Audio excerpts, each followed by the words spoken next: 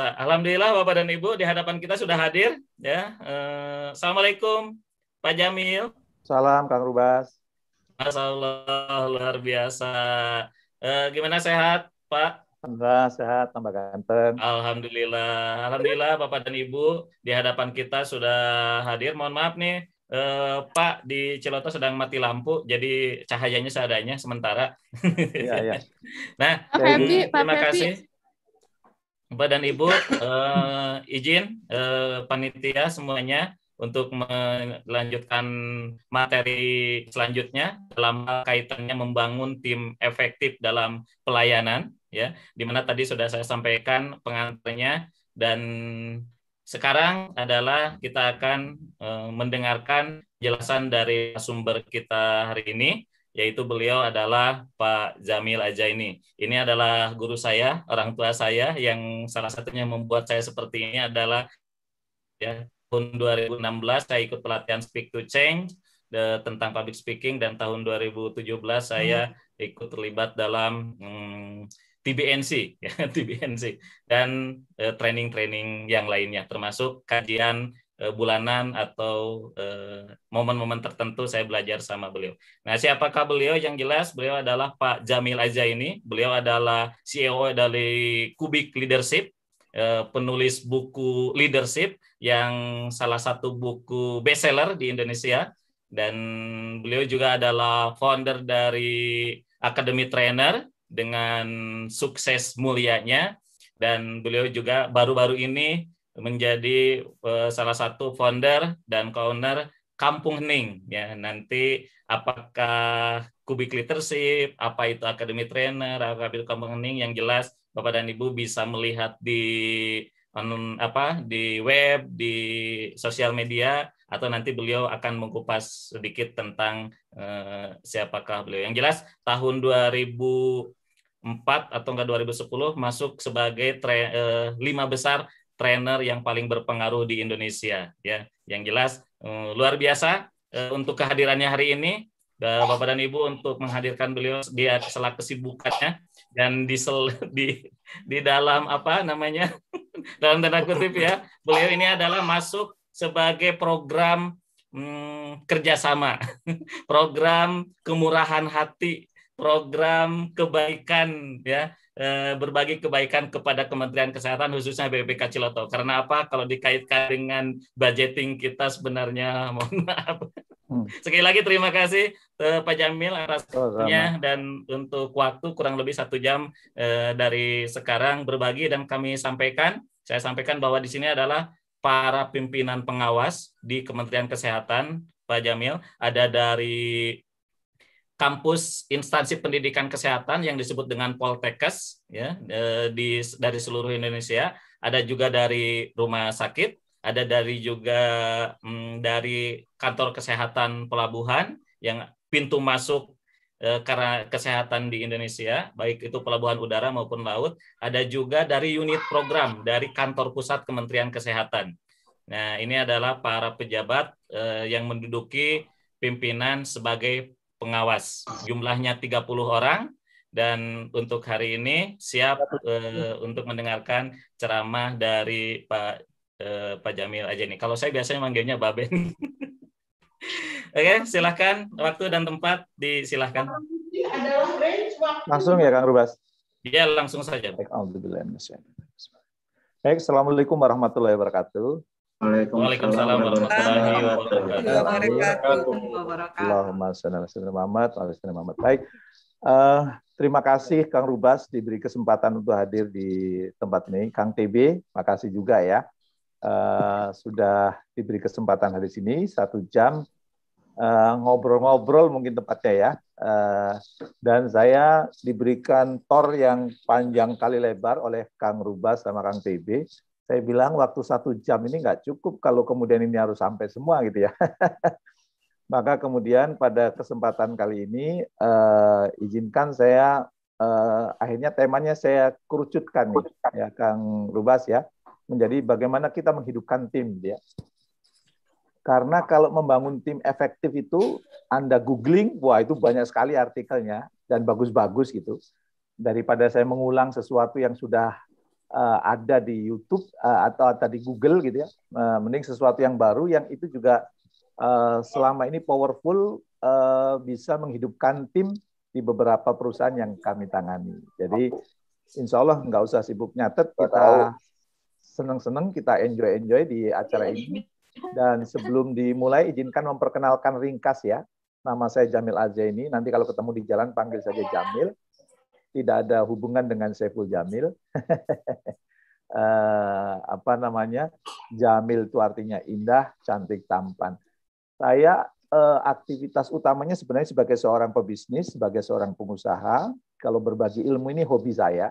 Jadi salah satu yang mau saya lakukan sampai meninggal nanti adalah setiap hari memberi inspirasi. Jadi kalau nggak memberi training seperti ini, saya biasanya nulis di www.jamilajeni.com.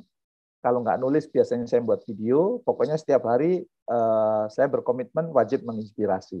Baik melalui kata-kata, karena saya yakin dengan quote Said Qutb, satu peluru hanya bisa menembus satu kepala, tapi satu kata bisa menembus jutaan kepala. Ya. Dan saya juga yakin dengan quote yang dipopulerkan oleh istri saya. Kalau kamu ingin tahu dunia, bacalah. Dan kalau dunia ingin tahu kamu, maka menulislah. Ya. Jadi saya kalau nggak ngomong, jadi nulis. Ya. Jadi hobinya ngomong dan nulis gitu ya. Bagi Bapak dan Ibu yang punya saudara, punya keponakan, punya anak usia 17-25 tahun, belum punya kegiatan, boleh dikirim ke tempat saya. Saya punya Tahfiz Leadership, programnya 40 pekan, 40 hari. Keluar dari situ punya 2 keahlian, yaitu hafal Al-Quran 30 juz, dan punya kemampuan leadership. Bebas biaya, tidak perlu bayar. Ya. Terus dari mana bayarnya? Ya, dari keuntungan-keuntungan bisnis yang kami jalani. Sekarang ada di beberapa kota, sudah angkatan ke-7, dan alhamdulillah angkatan-angkatan sebelumnya ada yang melanjutkan kuliah ke Irlandia, ada yang dapat beasiswa ke Turki, ada yang ke Yaman, ya, ada yang ke Mesir, Mekah, Madinah, ada yang juga ke Brunei. Kalau di Indonesia ada yang melanjutkan S1, S2 di IPB, UI, dan sebagainya. Itu saja mungkin perkenalan ringkas saya, jadi nanti kalau ketemu Jamil, panggil saja. Kang Rubas, suaranya jelas ya? Jelas, ya, cukup jelas. Oke. Kalau gitu kita mulai. Ya. Ini ada 4 pilihan tim dalam bekerja. Ya. Pilihan yang pertama itu adalah timnya itu tidak perform. Sudah tidak perform, nggak bahagia lagi. Tertekan ya. Anak buahnya stres. Gitu. Orang-orang di dalamnya stres. Sudahlah stres, nggak perform itu. Saya yakin Bapak dan Ibu yang hadir di sini tidak mau timnya sudahlah tidak perform. Ya, penilaian kinerjanya nggak bagus, orang-orangnya tidak happy, orang-orangnya tertekan, wajahnya lebih tua dari usianya, senyum saja susah, gitu ya. Saya yakin tidak ada yang mau ya. Ada pilihan yang kedua, ya sangat perform tapi tidak bahagia. Jadi timnya itu sangat perform, KPI-nya tercapai, kinerjanya oke, target-targetnya juga tercapai, ya. Tapi karyawannya tidak bahagia. Kenapa tidak bahagia? Mungkin karena pencapaian target itu dicapai dengan penuh tekanan. Tertekan dia mencapai targetnya. Jadi bagus ya, perform dia, tapi tidak bahagia. Kira-kira ada Bapak dan Ibu yang punya pilihan ini? Mungkin karir Anda cepat melesat ya, karena perform ya, tapi Anda nggak bahagia, anggota tim Anda nggak bahagia. Kena jantung, kolesterol, banyak penyakit datang ya. Saya yakin juga nggak mau. Ada pilihan yang ketiga, yaitu kinerjanya tidak perform, ya, target-targetnya nggak tercapai, KPI-nya nggak tercapai, gitu ya. Kualitas kerjanya rendah, tapi bahagia tuh. Ini orang yang tidak tahu diri ya. Sudahlah tidak perform, tapi merasa enjoy aja, merasa bahagia. Dan ini orang yang makan gaji buta ini. Mungkin sudahlah tidak perform. Tapi sangat bahagia. Faktanya ada seperti itu? Banyak, ada. Dan ada tim kita itu yang sudahlah sangat perform, sangat bahagia. Nah, dalam dunia bisnis biasanya peak performance. Orang-orangnya top Marco top, Josh Gandos, gitu ya. Dia perform luar biasa dan orang-orangnya happy, seneng ya, mudah mudah senyum, mudah menolong orang lain ya. menikmati pekerjaannya gitu ya. Jadi sangat perform dan sangat bahagia. Saya berharap semua teman-teman di sini para leader milih yang nomor 4 ya. Mudah-mudahan nggak ada yang milih nomor 1, milih nomor 2, milih nomor 3, pilih aja nomor 4. Gitu ya. Nah, pertanyaannya bagaimana supaya kemudian kita dalam suasana peak performance. Ini penting buat para pimpinan, gimana supaya kemudian kita dalam kondisi peak performance. Ada 3 pondasinya nih ya. Yang pertama itu noble purpose yang tertanam kuat. Jadi kerja nih para pimpinan ini, kalau Anda ingin menghidupkan tim Anda, kerjanya jangan hanya rutin. Ya. Mohon maaf ini teman-teman di sini kerjanya rutin, jangan-jangan saya kan cuma tim support. Yang penting absen, ya. Yang penting store muka. Jangan-jangan mudah-mudahan nggak ada yang seperti ini ya. Kerjanya pakai noble purpose. Noble purpose yang tertanam kuat. Kemudian yang kedua teamwork yang solid, ya. Dan kemudian yang ketiga eksekusi yang disiplin. Jadi 3 ini ya, noble purpose-nya tertanam kuat, teamwork-nya solid, eksekusinya disiplin. Kalau ini kemudian melekat pada para pimpinan yang hadir pada kesempatan kali ini, insya Allah Anda dalam kondisi, tim Anda dalam kondisi peak performance. Ya, maka kita akan bahas satu persatu. Ya, pertama noble purpose.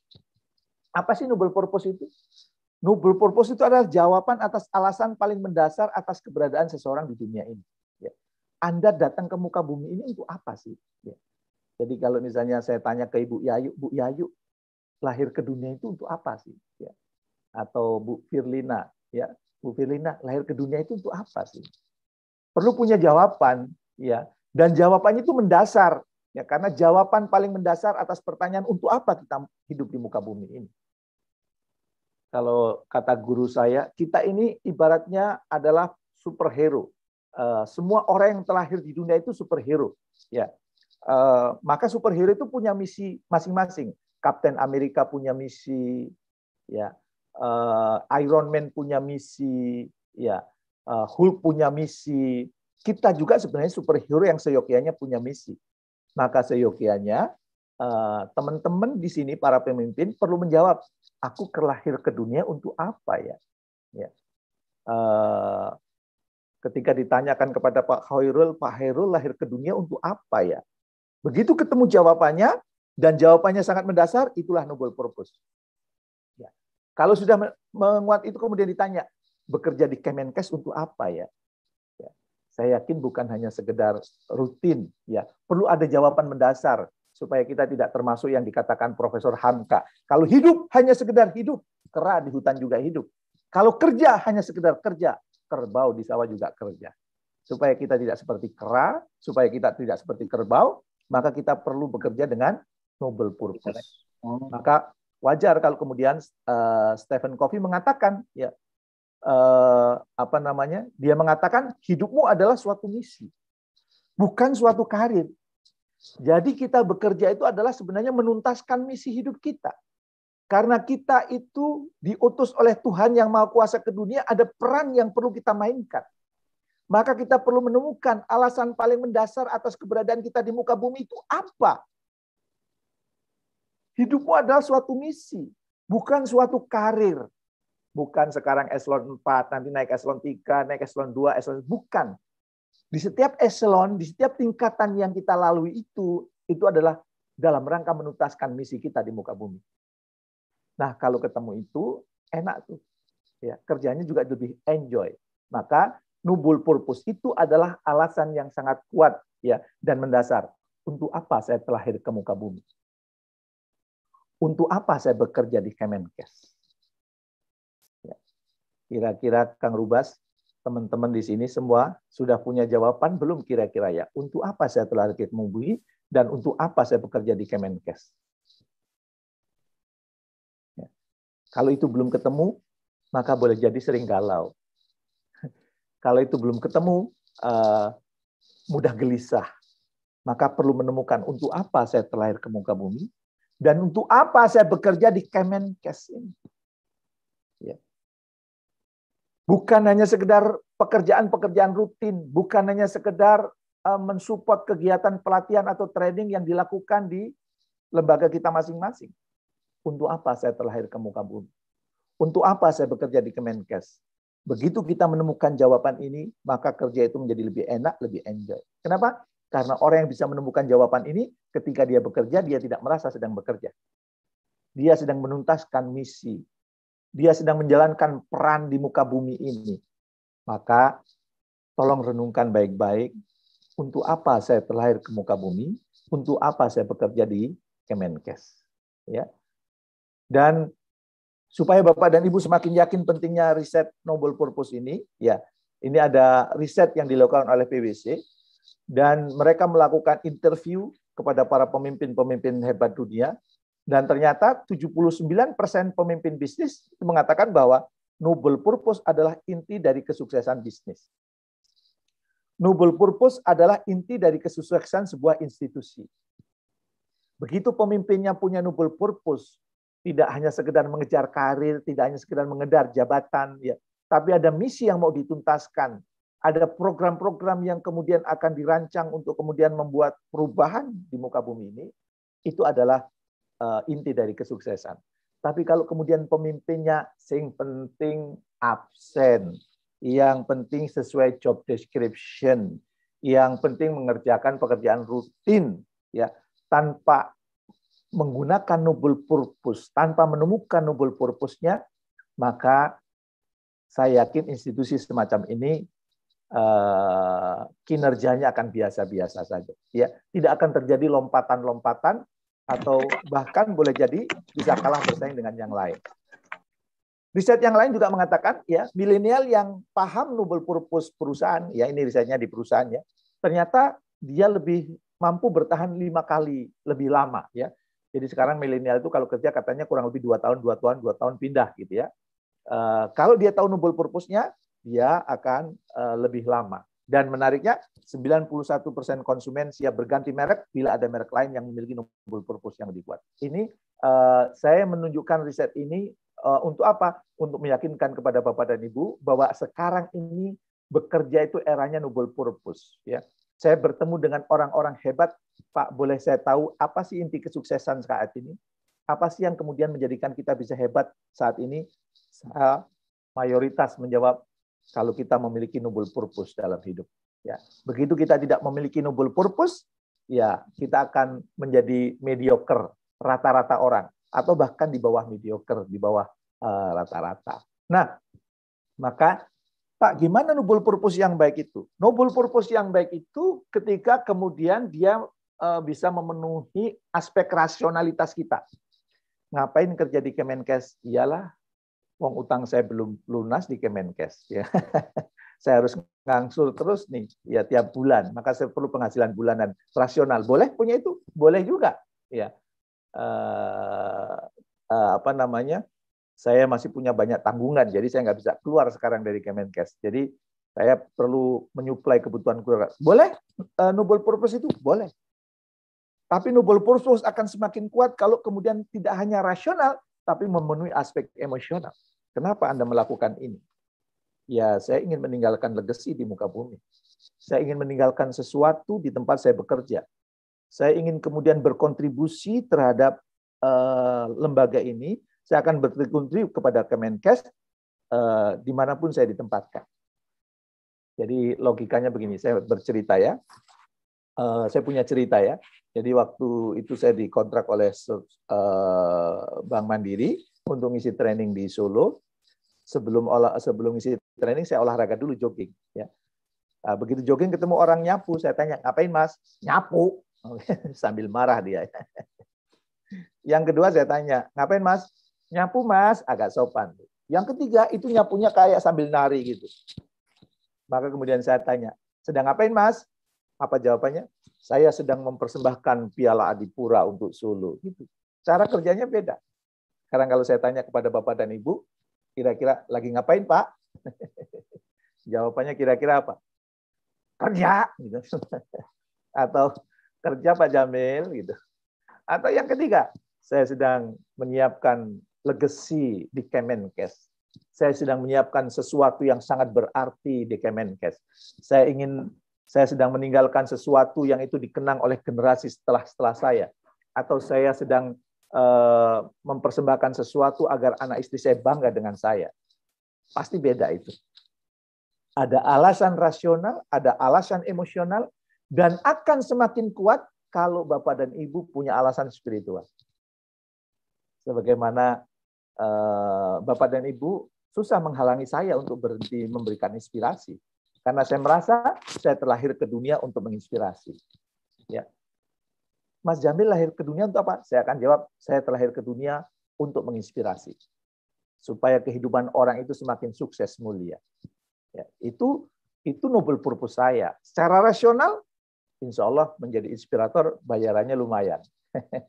Ini kalau teman-teman dari Kemenkes yang nangani lembaga training, pelatihan, insya Allah ya, kalau Anda punya keilmu untuk memberikan training, ya bisa ditawarkan keluar, bahkan nanti setelah pensiun bisa menjadi profesi trainer, insya Allah bayarannya lumayan. Di beberapa kasus lebih mahal dari dokter spesialis. Saya pernah dirawat di rumah sakit, dioperasi, selesai dioperasi, saya lihat tagihannya. Ternyata, loh, tagihannya, padahal itu 3 jam. Ya, masih kalah tarifnya dengan saya 3 jam. Itu rasional ya. Ada alasan emosional. Apa alasan emosionalnya? Ya, alasan emosional saya ingin menunjukkan kepada putra-putri saya ya, bahwa bapaknya itu hidupnya bukan tentang aku, ya, tetapi tentang kita. Bapaknya sudah terus mendampingi orang, bapaknya terus memberdayakan orang, dan sampai kemudian meninggal, ya, bapak terus memperjuangkan peradaban yang ingin diwujudkan, yaitu peradaban sukses mulia, dengan terus menginspirasi orang supaya hidup makin sukses mulia. Secara spiritual ada alasannya? Ada. Saya sebagai seorang Muslim, saya punya dalil bahwa menjadi inspirator itu luar biasa pahalanya. Di dalam hadis riwayat Tirmidzi dikatakan, sesungguhnya Allah, para malaikat, penghuni langit, penghuni bumi, bahkan semut di lubang, ikan di lautan, itu berselawat kepada orang yang mengajarkan kebaikan. Nah, ini kalau teman-teman ini kan penyelenggara training ya, Kang TB ya. Ada juga pendidikan, Pak. Pendidikan. Berarti apa? Seyogyanya itu bersyukur luar biasa. Kenapa? Karena setiap hari Anda mendapat selawat. Siapa yang ngasih selawat? Allah, para malaikat, penghuni langit, bahkan semut di lubang yang nggak kelihatan, ikan di lautan yang nggak kelihatan, itu berselawat kepada orang yang mengajarkan kebaikan. Maka Bapak dan Ibu ingin menghalangi saya untuk berhenti menginspirasi? Susah. Kenapa? Saya punya alasan rasional, saya punya alasan emosional, dan saya punya alasan spiritual. Maka kalau Anda tenaga pendidik, kalau Anda kemudian yang mendesain training, Anda kemudian yang merancang pelatihan, yang merancang pendidikan, bersyukurlah. Kenapa? Kalau Anda lakukan dengan tulus, setiap hari Anda mendapat salawat. Dan yang ngasih salawat nggak tanggung-tanggung. Allah Subhanahu wa Ta'ala, malaikat, penghuni langit, penghuni bumi, bahkan semut di lubang yang nggak kelihatan. Yang jumlahnya itu tentu banyak. Ikan di lautan yang jumlahnya miliaran, ya, itu berselawat kepada orang yang mengajarkan kebaikan. Itu kalau Anda bisa menemukan noble purpose-nya, rasionalnya oke, emosionalnya oke, spiritualnya oke, kerja jadi lebih nikmat. Karena kerja bukan sekedar kerja itu sedang menuntaskan misi, kerja itu sedang mengumpulkan bekal untuk pulang bertemu dengan Sang Maha Kekasih. Ya. Karena bagi saya, kita ini semuanya adalah makhluk spiritual yang sedang melakukan perjalanan profesional. Nenek moyang kita sama, Adam dan Hawa. Adam dan Hawa berasal dari surga, dan insya Allah kita akan kembali ke surga. Ya. Apabila apa? Salah satunya pekerjaan yang kita lakukan didasari noble purpose, yang di dalamnya ada unsur rasionalitas, emosional, dan juga spiritual. Maka, apa sih Pak dampak noble purpose bagi saya seorang pemimpin Pak? Ini dampaknya banyak, ini udah di riset ya. Ternyata orang yang memimpin mendasarkan noble purpose itu menunjukkan performa yang optimal. Memiliki tingkat kesejahteraan, baik itu fisik, mental, bahkan finansial yang jauh lebih tinggi. Ya. Dan kemudian memiliki kejelasan arah ketika berada pada situasi yang dipenuhi oleh ketidakpastian. Dan yang menarik apa? Saat krisis, tetap tenang dan fokus kepada kontribusi dan dampak yang diberikan. Ini kami kaji dari berbagai sumber riset, ya, dan kami padukan dengan dan kemudian kami formulasikan di Gubik. Ternyata kalau seorang pemimpin kerjanya pakai noble purpose itu performanya optimal, tingkat kesejahteraannya lebih tinggi, memiliki kejelasan arah ketika berada pada situasi yang dipenuhi ketidakpastian, saat krisis tetap tenang dan fokus pada kontribusi dan dampak yang bisa diberikan. Nah, itu kalau kerja pakai noble purpose. Ya. Itu bagi seorang leader. Bagaimana Pak? Saya belum menjadi seorang leader, Pak. Saya baru pengajar, Pak. Saya baru pendidik, Pak. Ya. Ada orang yang bekerja dengan noble purpose bagi anggota tim, ternyata dampaknya Pak, lebih bersemangat dalam bekerja. Karena adanya nilai yang lebih tinggi. Bukan sekedar bekerja. Dia bekerja bukan sedang bekerja. Dia bekerja sedang menuntaskan misi. Dia bekerja sedang beribadah. Dia sedang bekerja sedang kemudian ingin memberikan kontribusi yang terbaik di muka bumi ini. Maka lebih bersemangat dia bekerjanya. Yang kedua apa? Kinerjanya lebih produktif dan optimal. Dan yang ketiga apa? Sinergis dalam mencapai tujuan yang sama. Jadi kalau sekarang misalnya Anda ingin mensinergikan anggota tim Anda sehingga anggota tim Anda hidup, noble purpose salah satu jawaban yang bisa Anda berikan. Dan ternyata lebih tahan banting ketika menghadapi situasi sulit. Jadi pas nih ya. Maka setelah saya jelaskan ini, mudah-mudahan Bapak dan Ibu berkesimpulan, oh ternyata noble purpose itu penting ya. Maka yuk kita temukan noble purpose kita. Gimana caranya Pak? Tolong jawab pelan-pelan 3 pertanyaan saya ini. Ya. Yang pertama ini, saya terlahir ke dunia untuk apa ya? Yang itu akan menjadi ibadah spesial saya kepada Tuhan yang Maha Kuasa ya. Kalau saya tadi contohnya, saya terlahir ke dunia untuk menginspirasi. Dan menginspirasi itu adalah ibadah spesial saya kepada Tuhan saya. Katanya kalau kita ingin menjadi kekasih dari Sang Maha Pencipta, kita perlu punya ibadah spesial. Yang ibadah spesial itu yang kita lakukan, dampaknya dirasakan oleh orang lain. Jadi bukan ibadah ritual ya, bukan sholat tahajud, bukan baca Quran atau Anda yang non-Muslim rajin ke gereja, rajin ke pura, bukan itu. Tapi sesuatu yang manfaatnya dirasakan oleh orang lain. Kalau kita ingin dicintai oleh Tuhan kita, dicintai oleh Sang Maha Pencipta, maka kita perlu punya ibadah spesial yang itu khas dilakukan kita dan jarang dilakukan oleh orang lain. Maka kalau saya ajukan pertanyaan ini, apa kira-kira jawaban Anda? Ya, Anda terlahir ke dunia untuk apa? Saya terlahir ke dunia untuk menginspirasi. Ya. Saya terlahir ke dunia untuk menginspirasi agar kehidupan orang semakin sukses, mulia. Dan itu menjadi ibadah spesial saya. Kira-kira kalau Anda, ya, ini boleh dicoret-coret di kertas ya. Kalau ditanya ini, saya terlahir ke dunia untuk apa ya? Silakan dijawab pelan-pelan. Apa ya? Ditulis ya. Silakan Bapak dan Ibu untuk mengambil kertas dan mencoret-coretnya, menjawab pertanyaan yang ada di sini. Untuk kemudian bisa menemukan noble purpose. Yang ini belum dibagikan ke chat ya, boleh jadi sangat pribadi kan. Yang kedua, pertanyaannya adalah, apa kekuatan utama saya yang bisa saya kontribusikan di Kemenkes? Begitu kita lahir, sidik jari kita beda kan? Saya sidik jarinya beda dengan Bapak dan Ibu semuanya. Berarti apa? Kita diciptakan satu-satunya oleh Allah. Pasti kita diberikan kekuatan oleh Allah. Diberikan kekuatan oleh Tuhan yang Maha Kuasa. Maka pertanyaannya, apa kekuatan utama Anda yang bisa Anda kontribusikan di Kemenkes? Kira-kira apa? Silakan diconteng-conteng, dicoret-coret. Kira-kira kekuatanku apa ya? Sehingga ini bisa aku kontribusikan ke Kemenkes. Kenapa? Karena kalau kita bekerja fokus pada kekuatan yang kita miliki, maka kita jauh dari stres. Orang-orang yang stres itu kebanyakan kenapa? Karena dia hidupnya fokus pada kelemahan. Ya, maka hati-hati yang suka gap analisis itu ya. Ini harusnya diperlukan ini, saya di sini, oh saya punya kelemahan ini, kemudian ikut training. Ya, kalau saya termasuk orang yang fokus pada kekuatannya apa? Asah. Setiap orang pasti punya kelemahan, cuekin aja kelemahannya. Kalau dia fokus pada kekuatannya, insya Allah lama-lama kelemahannya itu akan tertutupi. Ya. Apa kekuatan utama saya yang bisa saya kontribusikan di Kemenkes? Kira-kira jawabannya apa? Silakan ditulis di kertas yang sudah Anda siapin. Kira-kira ketemu enggak ya? Kalau belum ketemu, saya khawatir Anda kerjanya cuma rumah, mobil, kantor, kantor, mobil, rumah, rumah, mobil, kantor. Senin sampai Jumat. Sabtu balas dendam tidur, Minggu ngelanjutin tidur. Minggu sore sudah komentar. Kalau orang Jawa, cangkrik. besok Senin lagi, Kecilutu lagi, Kecilutu lagi, misalnya ya. Dan kalau itu terjadi, boleh jadi nanti menjadi kelompok apa? P16 ya. Pergi pagi, pulang petang, pantat peot, pinggang pegel, pala pusing, penghasilan pas-pasan, pajak pula, pas pensiun penyakitan. Nah, kerjanya nggak enjoy, kerjanya cuma rutin doang. Gitu.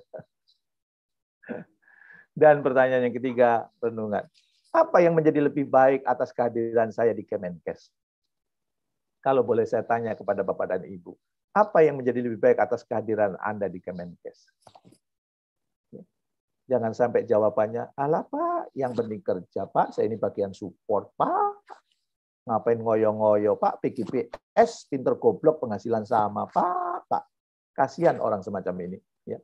Dan nanti bisa benar-benar menjadi kelompok P16 tadi. Pergi pagi, pulang petang, pantat biot, pinggang pegel, kepala pusing. Ya. Penghasilan pas-pasan, pajak pula, pas pensiun, penyakitan. Nah, kalau Anda sudah menemukan 3 jawaban ini, nanti mudah menemukan noble purpose. Saya terlahir ke dunia untuk apa ya? Apa kekuatan utama saya yang bisa saya kontribusikan di Kemenkes ini ya? Dan apa yang menjadi lebih baik atas kehadiran saya di Kemenkes ini ya? Sudah ketemu kira-kira ancer-ancer jawabannya? Kalau sudah, baru Bapak dan Ibu kemudian bisa nuliskan ini. Noble purpose saya.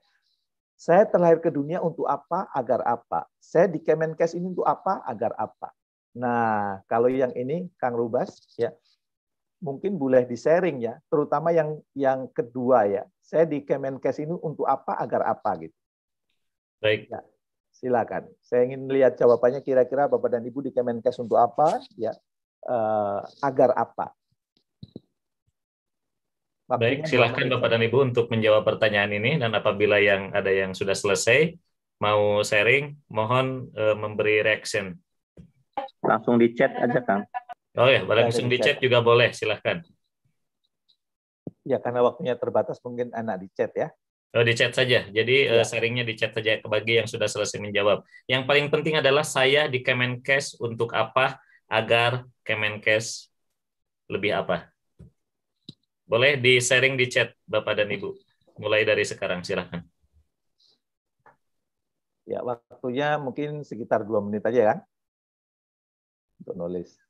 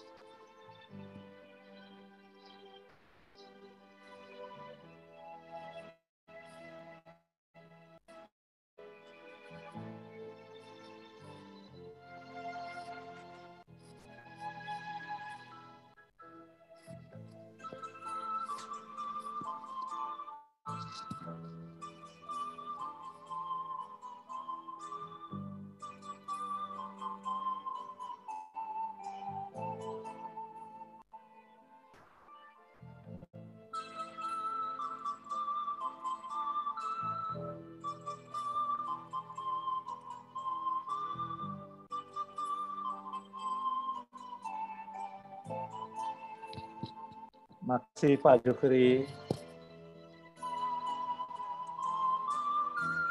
Oke, Mbak Elvi, makasih untuk berjuang. Kalau boleh spesifik, berjuangnya dalam bentuk apa, ya? Karena perjuangan itu, lahan perjuangan itu kan banyak, ya. Akan lebih punya kekuatan kalau berjuangnya itu lebih dispesifikan. Kalau saya tadi bentuknya kan menginspirasi agar kehidupan orang semakin sukses mulia, ya. Pak Jufri, makasih, ya. Dari jawaban-jawaban ini Pak, lahir dunia untuk apa kekuatan, apa yang lebih baik ya, bisa dirangkum Pak, kira-kira saya di Kemenkes ini akhirnya untuk apa ya, agar apa gitu ya, agar Kemenkes punya lebih baik dalam dunia pendidikan dan berguna, oke, khususnya dalam, oke.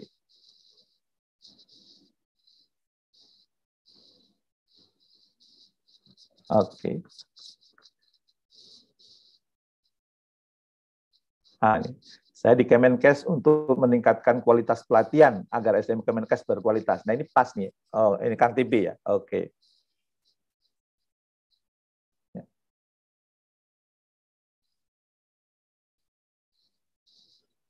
Oke. Baik, silahkan nanti direnungkan lagi ya. Ya, pelayanan yang baik itu seperti apa? Yang ikhlas itu seperti apa, Pak Jufri ya? Kemudian saya di Kemenkes untuk berkontribusi dalam pengawasan program-program kesehatan nasional, khususnya pencegahan korupsi. Oke, ya, lengkap. Oke, baik. Silahkan nanti yang belum rumuskan lagi. Begitu Anda menemukan noble purpose Anda yang benar-benar keluar dari lubuk hati yang paling dalam, itu hidup menjadi lebih enjoy, hidup menjadi lebih enak, ya, hidup menjadi lebih nikmat dan membahagiakan, ya. Makanya wajar kalau kemudian Mark Twain mengatakan ya, ada dua kejadian yang sangat penting dalam hidup ini. Ya. Itu benar-benar most important. Ya. Dua itu adalah yang pertama ketika kita terlahir ke muka bumi. Itu satu kejadian pertama yang sangat penting. Dan kejadian kedua yang sangat penting adalah apa? Ternyata ketika kita menemukan noble purpose kita. Jadi ternyata Bapak dan Ibu, para ahli sepakat bahwa kalau kemudian hidup kita ingin lebih bermakna, ya, jangan sepelekan noble purpose ini. Karena kalau kita bekerja dengan noble purpose, insya Allah kita bekerja sedang merasa tidak bekerja, tapi sedang menuntaskan misi, sedang menuntaskan apa yang Tuhan berikan kepada kita untuk dituntaskan di muka bumi ini. Maka wajar kalau ada dua peristiwa yang sangat penting dalam hidup ini. Pertama, ketika kita terlahir di muka bumi, sehingga kita berkesempatan melihat indahnya dunia, mendengar alunan musik dan sebagainya, dan berpeluang masuk surga nanti. Ya. Dan kedua adalah, kejadian kedua yang penting adalah apa? Kita menemukan noble purpose. Maka bagi Bapak dan Ibu yang belum menemukan noble purpose, saran saya nanti malam libur kan, besok libur, temukan. Kalau di keluarga saya, setiap anak yang sudah memasuki SMA wajib menemukan apa noble purpose-nya. Saya tahu noble purpose saya tahu noble purpose istri saya tahu noble purpose putra-putri saya. Termasuk ketika saya jadi CEO, jadi pemimpin, ya, maka orang-orang yang di bawah saya langsung saya tanya, apa noble purpose-mu? Temukan noble purpose-mu. Karena orang-orang yang bekerja dengan noble purpose itu jauh lebih punya kekuatan dibandingkan orang yang hanya sekedar absen, hanya sekedar rutin, hanya sekedar kerja, ya hanya sekedar kemudian tidak dimarahin atasan. Bekerja dengan noble purpose itu penuh kenikmatan.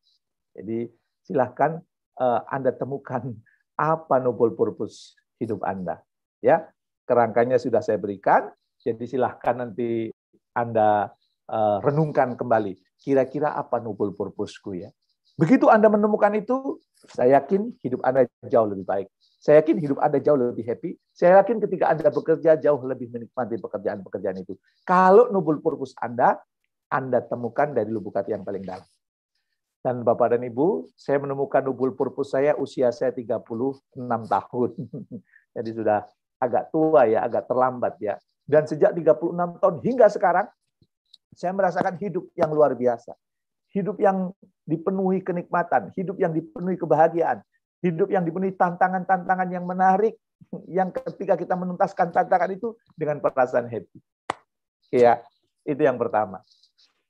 Yang kedua, kalau kemudian kita ingin tim kita itu dalam kondisi peak performance, ya, selain masing-masing perlu punya noble purpose, Anda sebagai pimpinan perlu menemukan noble purpose, anggota tim Anda perlu menemukan noble purpose, ya.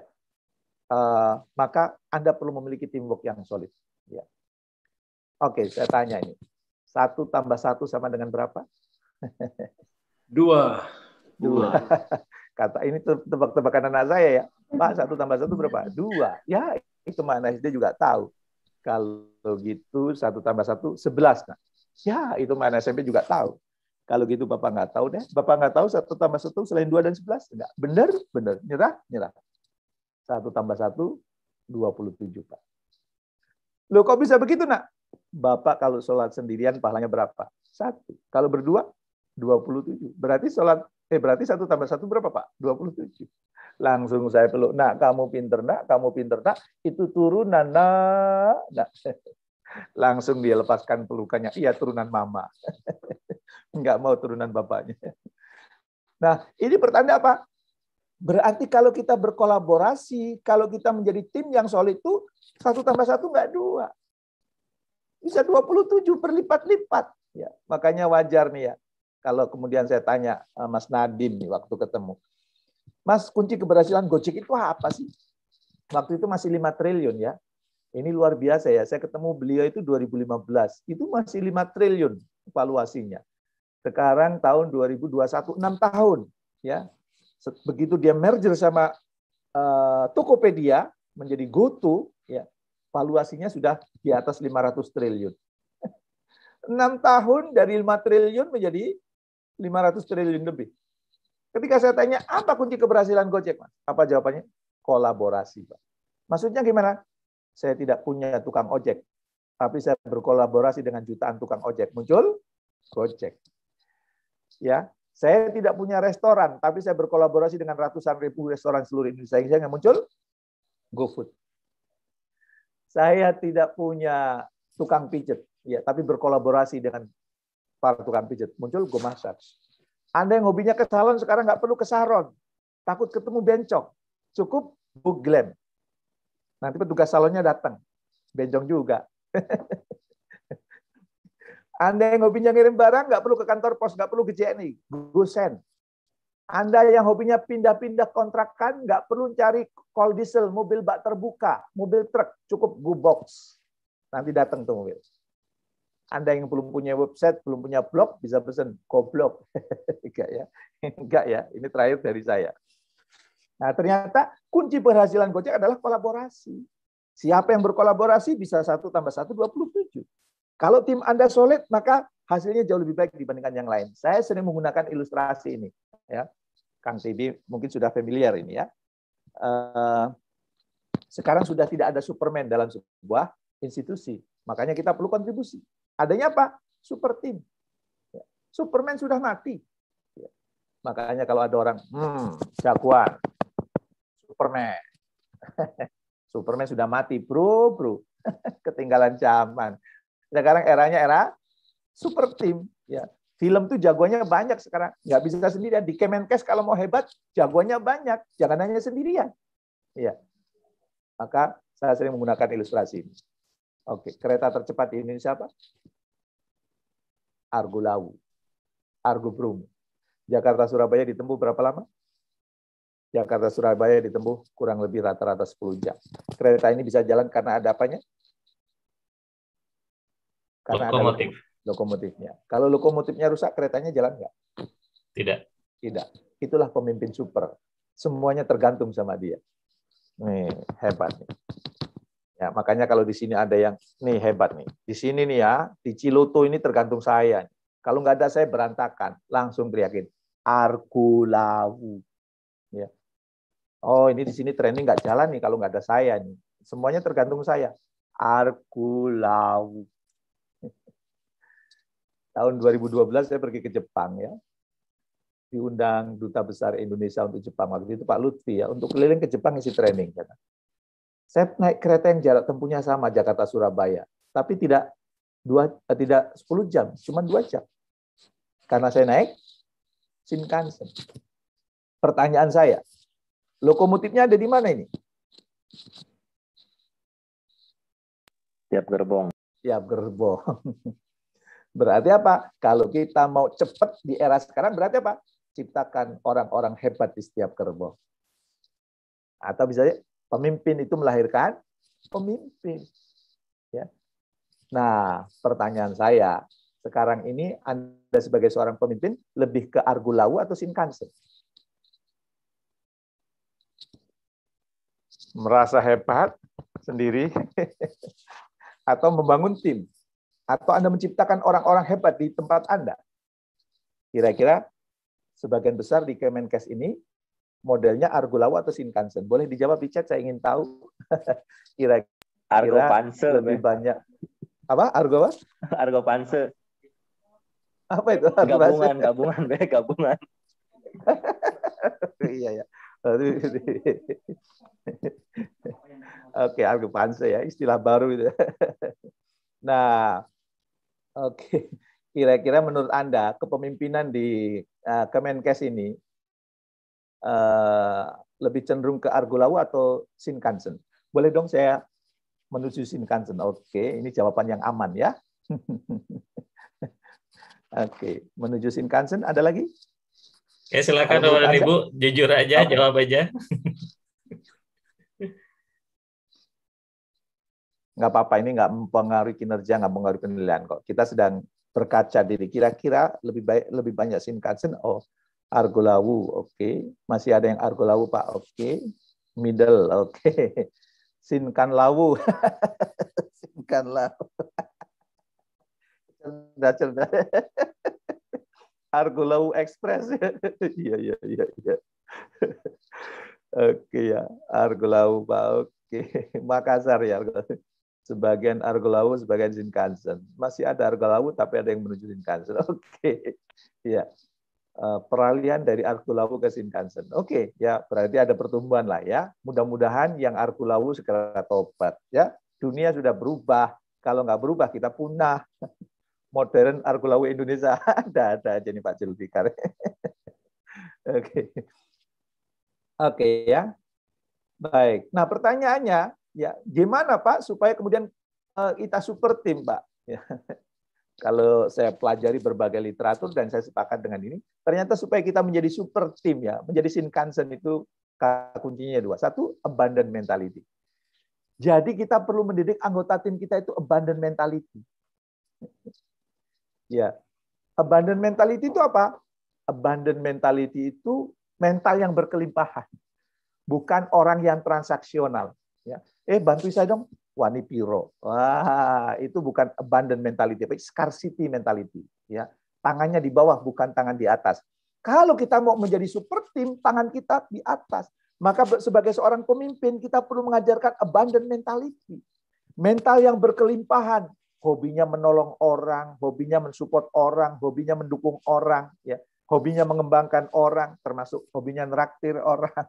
Itu abundant mentality. Tapi kalau kemudian kita mengasah apa-apa hitungan, Wani piro, gue dapat apa? Saya dapat bayaran berapa? Itu mengajarkan scarcity mentality. Dan seperti ini susah membentuk super team. Karena apa-apa itu dihitung. Apa-apa minta bayaran. Apa-apa kemudian diangkakan. Maka kalau Anda ingin membangun super team, pastikan bahwa yang Anda bangun adalah abundant mentality. Mental berkelimpahan. Ya, tangannya di atas, bukan tangan di bawah. Mentalnya to give, bukan to get. Ya. Itu yang pertama. Dan kunci kedua, kalau Anda ingin membangun super team adalah apa? Fokus kepada kelebihan. Di dalam tim Anda, jangan terbiasa mendiskusikan kelemahan-kelemahan anggota tim. Ya. Kenapa? Karena kalau itu terjadi, yang terjadi malah permusuhan. Tidak akan terjadi super team. Ya. Oke, Bu Maira, sebagian besar belum abundant mentality. Ya perlu didorong. Kalau masih hitung-hitungan, boleh jadi bagian training ya ikut kontribusi. Ya, karena mengajarkan materi trainingnya itu berkaitan dengan scarcity mentality. Maka tugas Anda bagaimana mendesain materi training supaya punya mental abundant mentality. Ya, mental yang berkelimpahan. Kalau mental berkelimpahan sudah, kalau kita ingin membangun super team, jangan lupa fokus pada kelebihan. Jangan suka ngungkit-ngungkit kelemahan anggota tim. Jangan suka membesar-besarkan kelemahan anggota tim. Kalau itu terjadi, susah bangun super team. Karena yang dilihat kelemahan terus, yang dilihat kekurangan terus. Ini orang-orang yang tidak bersyukur. Kufur nikmat. Ya. Kalau kita ingin abundant mentality, kalau kita ingin membangun super team, selain abundant mentality, maka pastikan fokus pada kelebihan. Ya. Maka nih yang hadir di sini punya anggota tim. Kalau saya tanya, kira-kira apa kelebihan anggota tim Anda masing-masing? Anda tahu? Saya insya Allah punya anggota tim. Saya tahu apa kelebihan anggota tim saya. Ya. PR yang pertama yang seharusnya Anda lakukan. Oke, Pak Rija, bagus. Insya Allah tahu, Pak. Kalau tahu, optimalkan. Fokus kepada kelebihan. Nggak usah diskusikan kelemahan. Ya. Apalagi di forum terbuka. kalau Anda ingin bangun seperti ya, itu yang kedua. Nah, yang terakhir, kalau kemudian Anda ingin peak performance, tim Anda itu menjadi tim yang perform di saat yang bersamaan, happy, maka Anda perlu disiplin eksekusi. Ya.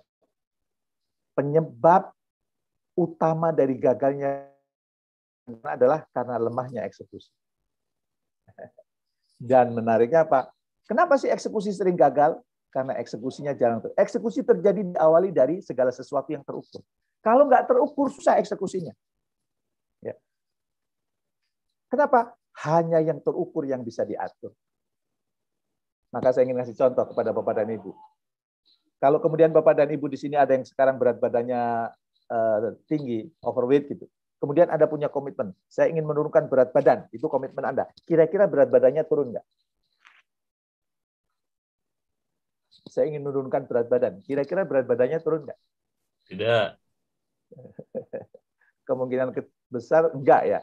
Kenapa tidak?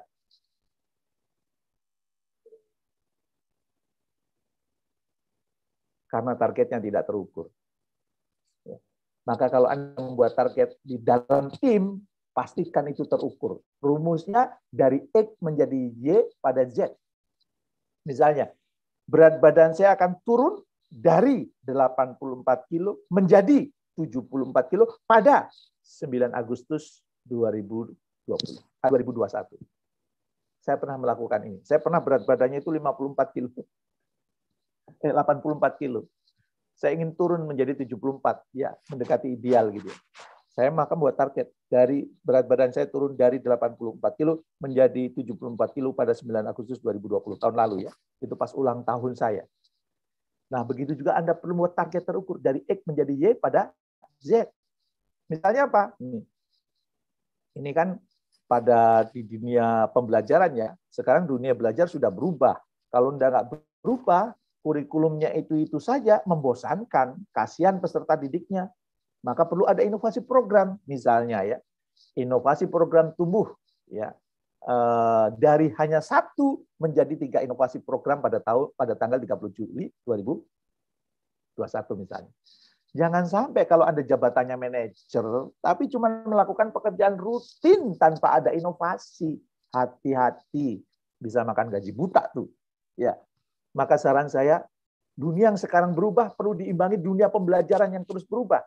Maka perlu ada inovasi-inovasi program yang kita munculkan supaya kemudian pendidikannya berjalan dengan menarik dan menyenangkan. Dan kalau sudah kemudian targetnya terukur, maka pastikan aktivitasnya terukur. Misalnya ini nih. Setiap hari pertemuan 30 menit, memastikan hal berbeda yang dilakukan hari ini, ya. Apa yang kita lakukan berbeda hari ini. Ya. Supaya tim kita itu terbiasa berpikir yang berbeda. Tidak hanya rutin.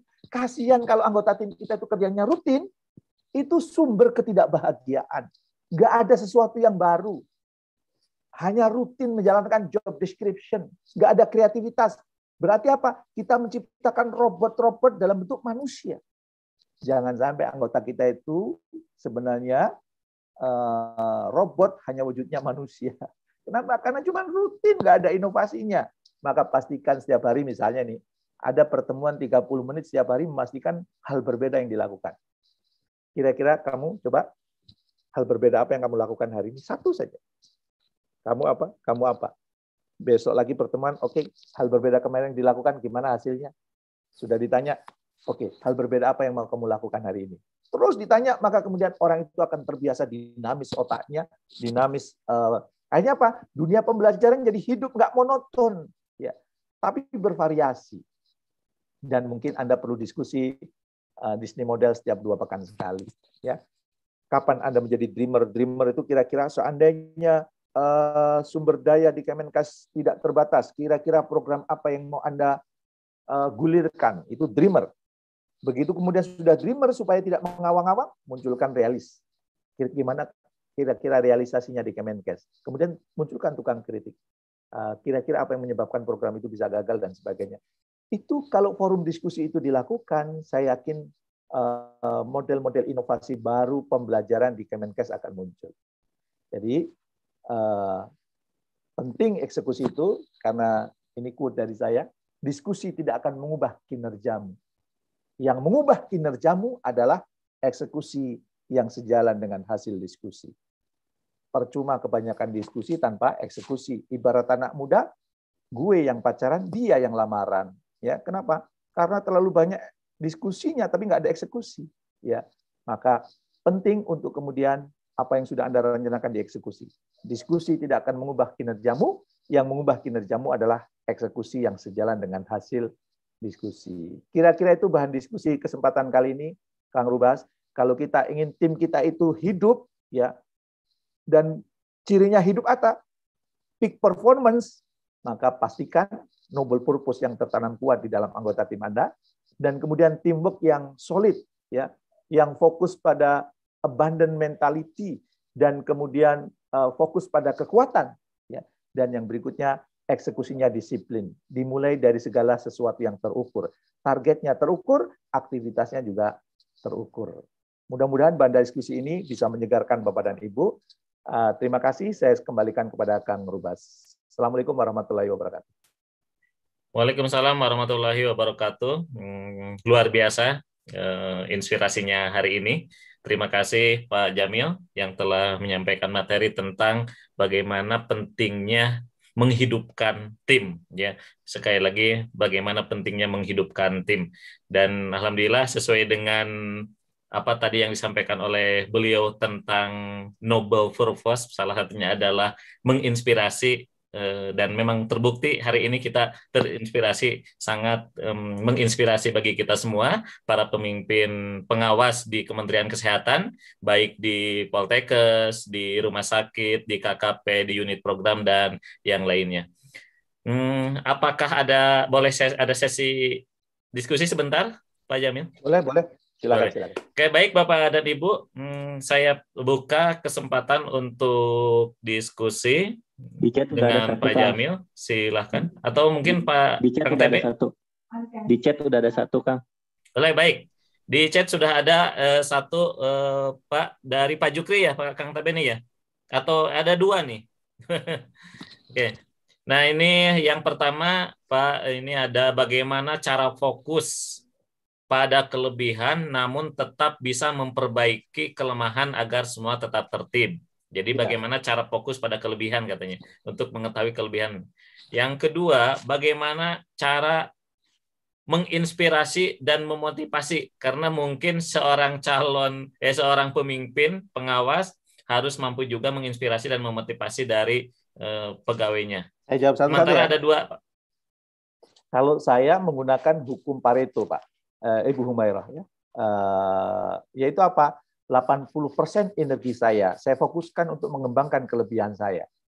Dan yang saya gunakan untuk menutupi kelemahan saya cuma 20%. Kenapa? Saya ingin hidup dengan fokus pada kelebihan, mensyukuri nikmat yang Tuhan berikan kepada saya. Maka 80% waktu saya untuk mengembangkan diri, itu saya gunakan untuk mengupgrade kelebihan saya. Ya. Yang 20% ya untuk menutupi kelemahan-kelemahan dan yang lain-lain. Jadi 80% itu fokus pada kelebihan, 20% untuk menutupi kelemahan dan yang lain-lain. Yang lain-lain itu apa? Ya nonton TV kadang-kadang ya. Ya kemudian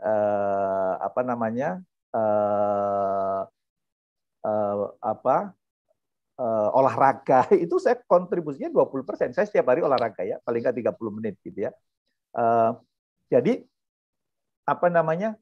kalau kita fokus pada kelemahan, stres. Nah, ini riset-riset terbaru kan menunjukkan begitu. Orang yang happy, orang yang bahagia itu adalah orang yang fokus pada kelebihan. Dia dikasih kelebihan, optimalkan.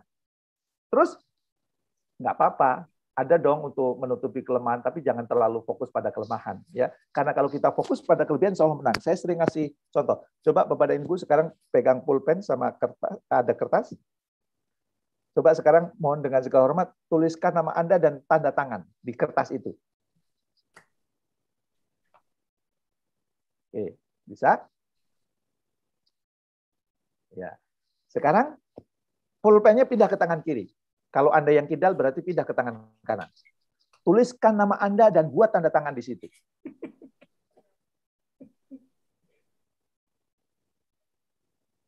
Gimana? Oke, saya mau tanya. Mana yang lebih mudah? Yang pertama atau yang kedua? Pasti yang pertama. Mana yang hasilnya lebih bagus? Yang pertama atau yang kedua? Yang pertama. Mana yang hasilnya lebih cepat? Yang pertama atau yang kedua? Yang pertama. Yang pertama. Nah, kalau kita ingin lebih cepat, hasilnya lebih bagus, lebih nikmat, maka gunakan tangan kanan kita. Dan tangan kanan kita itu kelebihan kita. Nah, sayangnya banyak orang yang hidup menggunakan tangan kirinya. Sudahlah akhirnya kerjanya lebih lambat, lebih capek, lebih lelah, hasilnya lebih jelek. Maka penting untuk tahu apa kelebihan saya. Jangan hidup hanya mengalir. Kita perlu tahu apa kelebihanku. Dan kalau kemudian itu kelebihanku, ya udah, kita kemudian fokus di situ. Itu kira-kira. Itu yang pertama, ya. Pertanyaan yang kedua, bagaimana caranya menginspirasi? Omongan kita itu menginspirasi, saya punya rumusnya ya. Think now. Think itu singkatan. T-nya is it true? Apakah yang kita sampaikan itu benar? Ya. Oh benar Pak. Lanjutkan yang kedua. Is it helpful? Apakah yang kita lakukan itu menolong orang, membantu orang? Think. Huruf pertama T, huruf kedua H. Think, is it true? Yang kedua helpful. Yang ketiga inspiring. Apakah yang kita lakukan itu menginspirasi orang yang kita ajak bicara, menambah sudut pandang mereka?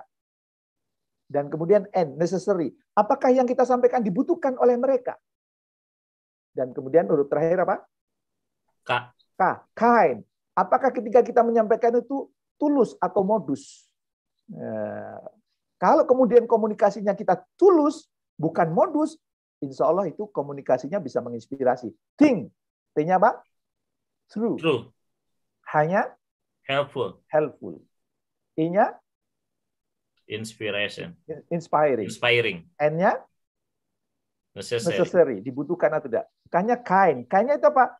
Kebaikan hati kita. Kebaikan hati kita apa? Ini kepada para pengajar ya. Saran saya sebelum mengajar ya, doakan dong. Salah satu bukti bahwa kita itu tulus mendoakan siswa didik kita. Saya tidak mengenal Anda, tapi sebelum tampil saya mendoakan, ya Allah, hari ini saya diberi amanah untuk berbagi di Kemenkes. Aku mohon kepadamu, berilah keselamatan dunia dan akhirat kepada semua yang hadir di ruangan ini. Turunkan rahmat-Mu kepada mereka dan berilah keberkahan dalam rezeki keluarga dan kehidupan mereka. Saya ingin tanya kepada Anda sebagai seorang dosen, sebagai seorang pengajar, apakah sebelum mengajar Anda punya kebiasaan mendoakan orang yang Anda ajar? Saran saya menjadi doa. Ya. Sehingga apa? Kita tampil itu bukan karena kehebatan kita tampil bukan karena ngejar kum kita tampil bukan karena job description kita tampil itu tulus, kind, baik hati, niat untuk kebaikan orang yang kita isi, niat kebaikan untuk orang yang kemudian kita training, niat untuk kebaikan orang yang kita didik, kind. Salah satu bentuk kind adalah mendoakan. Kita tampil bukan untuk popularitas kita, apalagi mendapat tepuk tangan dari audiens. Ingat, nyamuk mati pun karena tepuk tangan. Hati nurani kita pun bisa mati karena kita berharap tepuk tangan dan pujian dari orang-orang yang kita ajak. Jadi, think now. T-nya apa? True, helpful, inspiring, necessary, kind. Now-nya apa? N-nya norm. Ada norma-norma yang perlu kita perhatikan. Ngajar orang tua ada normanya dong.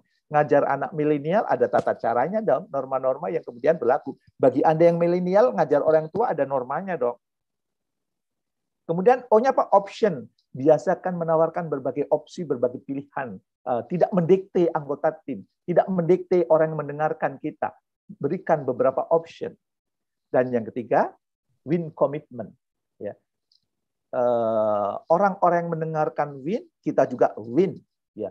Maka kalau Anda menggunakan think now, true, helpful, inspiring, necessary, kind, perhatikan norm, kemudian option juga Anda berikan, dan kemudian win commitment, insya Allah komunikasinya akan lebih menginspirasi.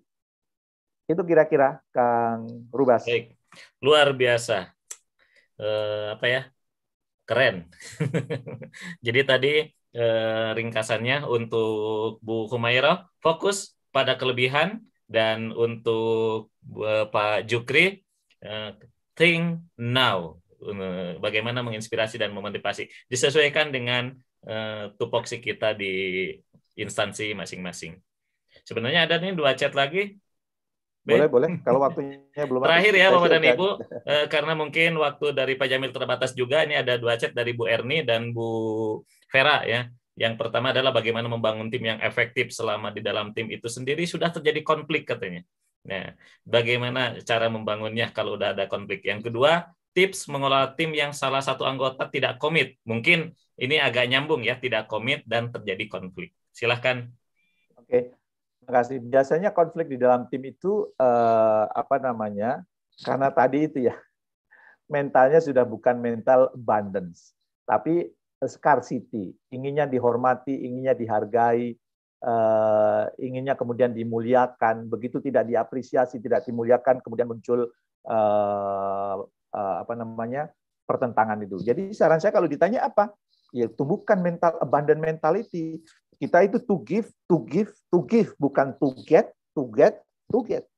Begitu mentalnya sudah to give, insya Allah itu akan lebih mudah bangun timnya. Apalagi ditambah yang kedua, yaitu apa? Fokus kepada kelebihan anggota tim. Jangan suka ngungkit-ngungkit kekurangan. Jangan suka ngungkit-ngungkit masa lalu. Ya, ingat kan ada 5 sumber ketidakbahagiaan kan? Sumber yang pertama ketidakbahagiaan itu apa? Menyesali masa lalu. Tidak puas dengan kondisi sekarang, yang kedua. Yang ketiga, khawatir terhadap masa depan. Yang ketiga, sulit memaafkan kesalahan orang. Dan yang keempat, menyerahkan kebahagiaan kita pada mulut orang lain. Itu kan sumber ketidakbahagiaan. Ya, menurut risetnya kan begitu ya. Jadi, kalau Anda mesti menyesali masa lalu, dijamin nggak akan bahagia. Termasuk di kelompok, termasuk di tim. Kalau masa lalu kesalahan itu diungkit-ungkit terus, nggak bahagia. Nggak puas dengan kondisi sekarang, itu juga menimbulkan ketidakbahagiaan. Khawatir dengan masa depan. Ya. Maka sebagai seorang pemimpin, Anda perlu meyakinkan masa depan akan kita raih jauh lebih bagus kalau kemudian target ini tercapai. Target terukur yang kita lakukan secara terukur ini bisa tercapai. Ya. Dan kalau ada salah, memaafkan. Orang Indonesia ini suka lucu ya. Dia lebih menyintai orang lain dibandingkan menyintai dirinya sendiri. Banyak orang yang tidak menyintai dirinya sendiri. Salah satu bentuk tidak menyintai dirinya, dia sulit memaafkan. Kenapa? Sebenarnya kalau kita tidak memaafkan, itu yang rugikan kita. Ada yang orang datang kepada saya, Pak Jamil, orang itu menyakiti saya nggak akan pernah memaafkan dia. Ya, sakit pokoknya Pak kalau ingat dia. Berapa lama dia nyakitin Anda? Maksud Pak, waktu itu dia ngomong kepada Anda itu berapa lama sehingga Anda merasa sakit? Ya kurang lebih 5 menit lah. Tapi dalam 5 menit itu Pak ngomongnya jelep nusuk. Kejadiannya berapa lama? Sudah 6 tahun yang lalu. 6 tahun lalu Anda masih ingat sampai sekarang. Jadi yang on itu Anda atau orang itu? Boleh jadi orang itu sudah lupa, Anda masih ingat. Berarti 6 tahun Anda masih mengingat kesalahan orang itu. Berarti Anda yang on itu. Anda menyakiti diri Anda. Boleh jadi orang yang menyakiti Anda sudah lupa atas kejadian itu. Anda masih ingat. Berarti Anda tidak menyintai diri Anda. Dan Anda seorang trainer, sering mengatakan memaafkan. Apalagi Anda juga sering mengatakan ciri orang bertakwa. Salah satunya di dalam surat Al-Imran, Pak.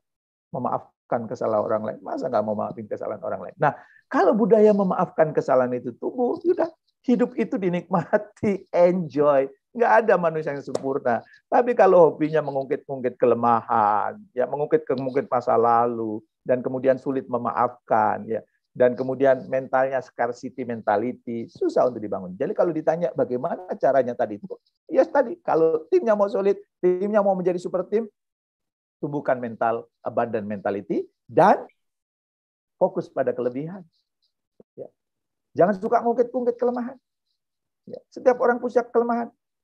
Saya yakin Anda juga punya kelemahan. Bahkan di antara kita ini termasuk saya, mungkin kita pernah berbuat maksiat yang tidak diketahui orang. Yang oleh Allah yang Maha Kuasa, Tuhan yang Maha Kuasa, masih ditutup oleh Tuhan yang Maha Kuasa aib kita itu. Setiap kita punya aib, tapi jangan kemudian itu diungkit-ungkit di publik, karena itu akan mengganggu solidaritas, kesulitan tim. Ya, jadi kalau pertanyaannya bagaimana bangun tim, yang tadi 2 itu, ya, supaya tim kita itu menjadi super tim, menjadi Shinkansen, ya, bukan Superman atau Argolawu. Pastikan bahwa mentalnya abundant, dan kemudian salah satu mental abundant apa? Mudah memaafkan kesalahan dan fokuskan kepada kelebihan-kelebihan. Kurangi pembahasan kelemahan, kurangi pembahasan masa lalu yang menyakitkan, kurangi membahas kekurangan-kekurangan anggota tim kita. Barangkali itu Kang Rubas, ringkasnya begitu. Baik. Wow, luar biasa. Terima kasih kepada Pak Jamil yang telah dengan sangat jelas dan sangat tegas menjelaskan, menjawab pertanyaan-pertanyaan dari Bapak dan Ibu, dan yang pasti semua jawaban beliau ini sangat menginspirasi bagi kita semua. Dan yang paling penting adalah Bapak dan Ibu, waktu beliau hanya 1 jam. Tapi yang paling penting bukan dalam waktu dekat cepat berubah, tapi yang paling penting adalah tadi, inspirasinya. Karena dari inspirasi ini akan timbul keinginan-keinginan, mudah-mudahan suatu saat di instansi masing-masing, saya berharap bisa menghadirkan beliau di sesi-sesi selanjutnya gitu ya. Dan mudah-mudahan kita juga di sesi-sesi yang lain bisa bertemu lagi dengan beliau. Terima kasih Pak Jamil, Babe, terima kasih Bapak dan Ibu. Ya. Terima kasih Babe. Sama-sama. Boleh saya sedikit ya? Silakan untuk closing statement. Ya, closing statement itu karena di sini adalah para pendidik atau yang merancang pendidikan, ada temuan baru yang menarik ya. Jadi bagaimana supaya ketika proses pembelajaran terjadi, para peserta didik itu tidak multitasking. Ya, karena ternyata dalam riset terbaru itu multitasking itu bahaya loh, Bapak Ibu. Jadi makanya kalau misalnya dia sedang training di kantor, jangan sambil dikasih pekerjaan di kantor ya. Jadi sambil training sambil kerja, itu berbahaya. Kelihatannya produktif, tapi itu berbahaya. Termasuk ketika training, dia sedang training main HP, dia sedang training melakukan pekerjaan yang lain, dia pegang laptop mengerjakan pekerjaan di laptop, ternyata itu berbahaya Bapak dan Ibu. Satu, kalau itu rutin dilakukan dalam 1 poin, kecerdasan orang itu akan turun 13 poin. Ya. Yang kedua itu sumber ketidakbahagiaan. Ya. Dan yang ketiga, dia susah untuk hidup hadir penuh sadar utuh. Bagi orang yang beragama Islam, sholat nggak khusyuk juga. Kerja ingat sholat, sholat ingat khusyuk. Sholat ingat kerja. Jalan-jalan ke tempat yang indah pun yang diingat rumah. Ya. Begitu di rumah ingat pekerjaan, begitu kerja ingat rumah. Itu dampak secara tidak langsung. Jadi bagaimana agar kemudian suasana pendidikan tidak multitasking di tempat Anda, maka tugas Anda lah mengemas pendidikan itu menarik, pembelajaran itu menarik, sehingga siswa itu belajar fokus pada pembelajaran, tidak juga kemudian multitasking. Dan saya berharap yang hadir di sini juga tidak terbiasa multitasking ya, karena multitasking itu merugikan banyak pihak, merugikan Anda terutama ya, Maka kalau Anda baca jurnal-jurnal terbaru, sangat menganjurkan untuk tidak multitasking. Hadir penuh, sadar utuh ketika pembelajaran itu terjadi, hadir penuh, sadar utuh ketika ketemu dengan pasangan hidup di rumah. Ya, makanya kalau saya sampai rumah, saya selalu bilang sama istri saya, aku sudah sampai rumah, dadaku dan telingaku hanya untukmu. Ya, itu latihan untuk tidak multitasking, ngobrol sama pasangan hidup, main handphone. Ya. Ngobrol sama orang lain, main handphone, itu multitasking itu merugikan kita semua, bahkan membuat kehidupan kita semakin berjarak. Mudah-mudahan bermanfaat. Yuk kita ciptakan pendidikan yang mengasihkan, ciptakan pembelajaran yang mengasihkan, karena ketika itu diciptakan, ingat bagi Anda yang beragama Islam, sesungguhnya Allah, para malaikat, penghuni langit, penghuni bumi, semut dan ikan itu berselawat kepada Anda. Jadi yang Anda lakukan itu bukan pekerjaan pelarian ya. Mengelola pembelajaran, mengelola pendidikan itu bukan pelarian tapi pilihan. Karena di situ Anda mendapat doa-doa dari penghuni langit, penghuni bumi, semut dan ikan. Itu barangkali yang bisa saya sampaikan. Terima kasih. Kurang lebihnya mohon maaf. Assalamualaikum warahmatullahi wabarakatuh. Waalaikumsalam warahmatullahi wabarakatuh. Berikan aplaus buat Pak Jamil Azaini. Luar biasa. Baik, terima kasih Pak Jamil yang telah menyampaikan ceramah tentang bagaimana kaitannya dengan membentuk tim efektif, dan yang paling utama fondasi dalam membentuk tim efektif adalah menghidupkan tim efektif. Nah, terima kasih Pak Jamil. Yang pasti Bapak dan Ibu, kehadiran Pak Jamil di ruangan ini adalah karena sekali lagi kemurahan hatinya, bukan karena anggaran BPPKC Loto ya. Menghilangkan 1-0 aja itu sangat berpengaruh bagi kita yang luar biasa. Mudah-mudahan Allah membalas semua kebaikan Pak Jamil dengan kesehatan, dengan rezeki yang berlimpah, tentunya halal, dan yang paling utama adalah kebahagiaan, serta selalu berhasil menginspirasi seluruh masyarakat umat yang ada di dunia ini. Berdoa untuk Pak Jamil dan untuk kita semuanya sesuai dengan keyakinan masing-masing. Untuk yang Muslim, al-hadiniyah walikutinatan sholihah, al-fatihah.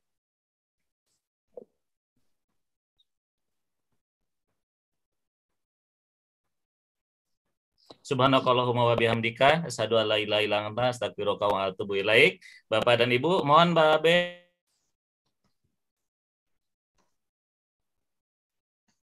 Kang TB foto dulu kayaknya Kang TB. Oke, Kang Rubas silang sinyal. Baik, kita foto bersama ya. Bapak Ibu mohon izin, Bapak Ibu, kita berikan kebahagiaan di depan kamera kita. Ada kamera satu itu depan, itu bagikan kebahagiaan untuk seluruh, ada 54 orang di dalam kamera ini. Silakan kita berikan senyuman dulu, tarik ke kanan 1, ke kiri 1 senti, tahan sebentar. Oke, tim capture silakan. Oke. Terima kasih. Lalu kita berikan kebahagiaan seperti ini. Wow ya, ekspresi wow. Wow terhadap inspirasi dari Pak Jamil Azaini. Silakan 1, 2, 3. Wow, berikan wow untuk Pak Jamil. Wow. Terima kasih. Oke. Terima kasih dan berikan jempol untuk kita semua seperti ini. Tahan jempolnya. Terima kasih Pak Jamil Azaini. Semoga inspirasinya berkah selalu. Terima kasih. Amin, ya Allah. Oke, terima kasih. Terima kasih, Be. Terima kasih Sehat ya. selalu, Be. Terima kasih semua ya. Ya, Be. Bu Rani, makasih. Ya, sama-sama, Be. Makasih banget. Rendangnya ditunggu ya. Siap. Sehat-sehat terus, Be. Diketahui ya, Bu Rani itu suka nganter rendang ke rumah saya. Mohon izin. Sudah kan TB foto bersamanya belum? Sudah. Kita foto bersama. Oke, terima kasih. Yang jelas saya ikut aja gampang saya. Ya, Be. Terima kasih, Be. Ya, selalu, Be. Assalamualaikum. Bu Rani, terima kasih juga kepada semuanya, Kak Rani. Iya. Terima kasih. Kak Rani, makasih Kak Rani. Masya Allah. Ya, makasih Kak Rani ya. Ya, sama-sama Kang TB. Makasih teman-teman. Mudah-mudahan selalu sehat. Amin. Bahagia, salam buat keluarga. Amin, baik. Makasih diizinkan hadir di sini bareng-bareng. Makasih Kak Rani. Ya, makasih. Sehat selalu. Ya, izin live ya. Ya. Ya. Salam untuk semua. Ria.